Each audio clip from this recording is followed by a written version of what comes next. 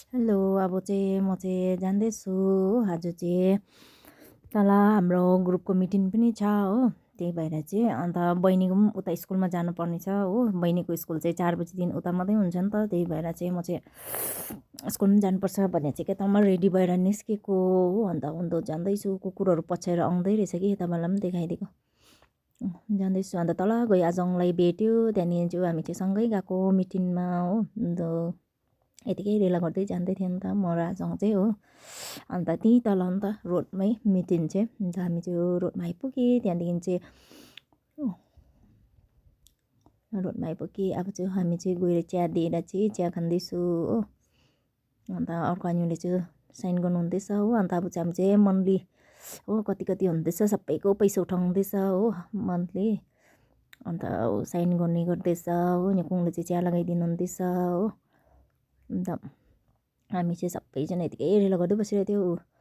अन्त त्यहाँदेखि चाहिँ हामी चाहिँ निस्केको, म चाहिँ हतार थियो होइन, उता बहिनीको स्कुलमा जानुपर्ने थियो नि त। त्यही भएर आज मामाको स्कुटीमा चाहिँ निस्केको हो। म चाहिँ किनभने ढिलो भइसकेको थियो, हतार हतार त्यहाँ एकछिन बसेर चियाहरू खाइभरि निस्केर यता पुगेँ म चाहिँ स्कुलमा। बहिनीको स्कुलमा पुगेर पनि बहिनीहरू चाहिँ बहिनी चाहिँ उनीहरू चाहिँ ताइक्वान्डो सिक्दै रहेछ नि त हो।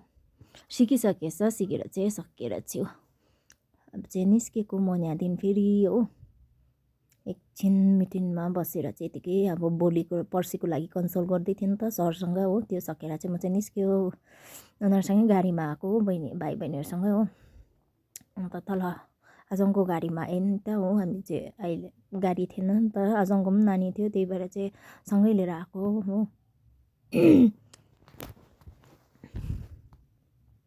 अन्त हामी चाहिँ फाइनली यहाँ घरको साइडमा आइपुगेँ हो बाटोमा। त्यहाँदेखि चाहिँ अब चाहिँ हामी चाहिँ चढ्दैछु, बहिनी र म मात्रै छ नि त हो। आज चाहिँ पुरा रात परिसकेको छ हो। आमा ढिलो भयो नि त हो। कति छिटो हिँड्दा पनि सक्दैन, उकालो बाटो छ हो। म चाहिँ अन्त त्यसो भन्दै चढ्दै जाने हो, बहिनीलाई जिस्काउँदै हो। यतिकै रात परिसकेको छ, आज त पुरा ढिलो भएर बहिनीले चाहिँ मोचा लगाइन रहेछ त भन्दै म चाहिँ जिस्काउँदैछु हो। बहिनीको चाहिँ मोचा छ नि त हो, ब्यागमा छ नि त। अघि पर ताइक्वान्डो उयो सिक्दाखेरि चाहिँ ब्यागमा हालेछ नि त, स्कर्ट र उयोहरू सबै खोलेर हो, सर्टहरू खोलेर हो, मोचा पनि खोलेर ब्यागमा हालेछ अन्त।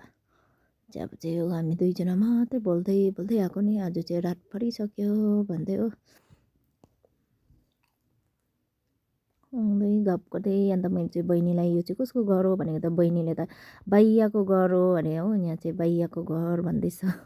बाइयाको घर होइन, यो चाहिँ अब हाम्रै मामाकै घर हो हुनु चाहिँ हो। तर मान्छे बस्दैन त्यहाँ चाहिँ, कुनै उयो अरू बाइयाहरू बस्छ नि त त्यहाँ काम गर्नेहरू, त्यही भएर बाइयाको घर नै।